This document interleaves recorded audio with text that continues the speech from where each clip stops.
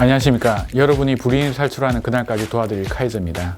오늘의 주제는 문재인 정부의 정책 중에서 이제 가장 최근에 나온 731 대책인데, 이 대책은 임대차 3법에 대한 이야기입니다. 임대차 3법이 뭐냐? 결론적으로 두 가지만 지금 통과돼서 시행되고 있다. 첫 번째, 계약갱신 청구권. 말 그대로 계약갱신을 청구하는 권리다. 예전에는 2년 동안 살 수 있었잖아요, 그죠? 그럼 끝나. 세입자로 계시는 분은 집주인이 나가라고 하면 나가야 돼.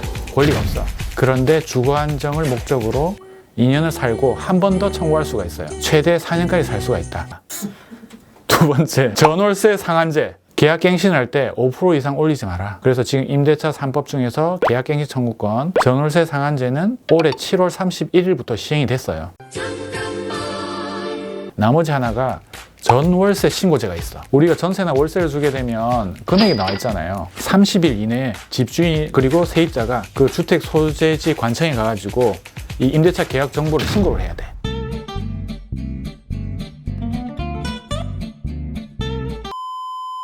이 신고를 통해 가지고 그 해당하는 이제 금액도 확인해서 이제 과세 기준도 생기고 자료를 축적하려고 하는 건데, 얘는 내년 6월 1일을 목표로 지금 하고 있다. 두 개에 대해서 본격적으로 말씀드리도록 하겠습니다. 계약갱신 청구권. 이게 문제가 뭐냐면 2년이 4년 늘어나 보다 보니까 집주인의 입장에서 4년 동안 전세 가격은 끝나는 거잖아요. 전세 값이 올라갈 수밖에 없다. 기간이 중요해요. 이때 기준은 12월 10일이 중요해요. 7월 31일 날 통과됐잖아요. 그럼 그 사이에 공백 기간이 있잖아요. 이 기간이 짧으니까 자기 만기 한 달 전까지만 이야기를 하면 돼. 그런데 12월 10일이 지나면 만기 2달 전에 이야기를 해줘야 돼요.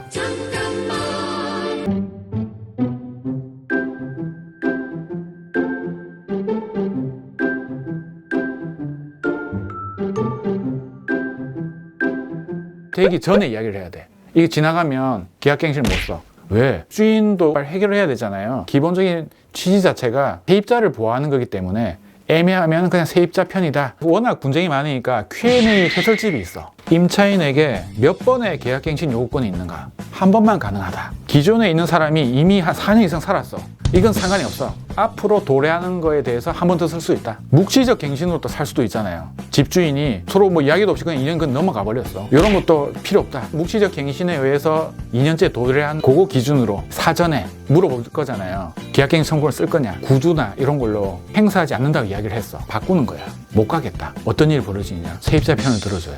이것 때문에 분쟁이 너무 많은 거예요. 그래서 이걸 문서로 남기기 시작했어요. 일단 세입자분한테 문자나 이런 걸 남겨. 별도의 또 양식을 갖고 있더라고요, 중개소에서. 세입자 나갈 거냐, 사인하고 이렇게까지 하면 구속력이 있을 수 있잖아요. 계약갱신 요구권 행사를 하는 별도의 양식이 존재하느냐. 보통 세입자분이 하는 거잖아요, 그죠? 이럴 때는 구두로 해도 되고 문자 메시지도 있고, 근데 구두는 그 음성 녹음이 있어야겠지. 그리고 문자 메시지는 이메일. 여기서 공고하는 거는 뭐 내용 증명이라든지. 임대인이 거절할 수 있는 방법이 있어. 월세를 줬는데 이 사람이 2기에 달하도록 월세를 안 낼 때, 1기가 월세 한 달이라고 생각하시면 돼요.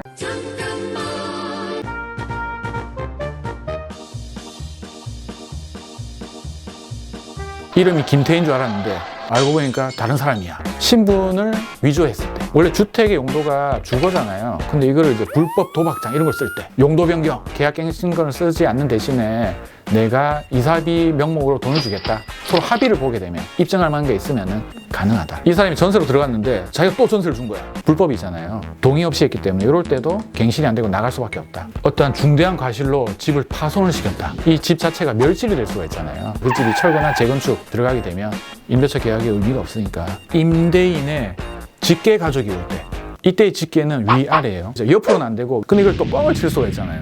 그러면 이제 세입자가 이거를 입증을 하게 되면 이 매도자는 세금을 내야 돼. 확인하려면 찾기가 쉽지가 않잖아요. 지연입 신고 원래는 자기 본인 하면 못 되거든요. 그걸 뗄 수 있는 권리를 주고요. 그냥 공실로 둘 수도 있잖아. 법적인 책임은 없어요. 민사의 가능성은 있어.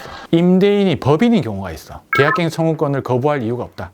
거꾸로 세입자가 법인인 경우에도 계약갱신 청구권이 안 돼. 계약갱신을 하게 되면 임대료를 올릴 수가 있잖아요. 5% 이내로 막는 전월세 상한제예요. 임대인이 조심해야 될 게 있어요. 임대료를 5%까지 못 올리잖아요, 그죠? 합의를 보고 10%까지 올렸어. 계약갱신 청구권은 안 쓴 걸로 돼. 그리고 계약갱신을 할 때 전세를 그냥 마음대로 월세로 바꿔도 되느냐? 안 돼. 거꾸로 월세를 전세로 바꾸면 이거에 대한 규정은 없어요, 지금. 일단 기본적으로는 세입자를 보호하기 위한 법이다. 오늘 말씀드린 법이 지금까지 분쟁이 상당히 많이 일어나요. 급하게 만들어졌잖아요. 빈 구석이 좀 많은 것 같아요. 재정비가 좀 필요하고. 그래서 입주 물량이 좀 많아지면은 전세 자체가 좀 싸질 수가 있거든요. 그게 이제 부족한 상황에서는 이와 같은 문제가 발생할 수밖에 없는 상황이 아닌가. 그래서 정부에서 더 노력하고 임대인분이나 세입자분들이나 좀 더 잘 지냈으면 하는 바람에서 이런 말씀 드리고 오늘 마치도록 하겠습니다. 수고하셨습니다.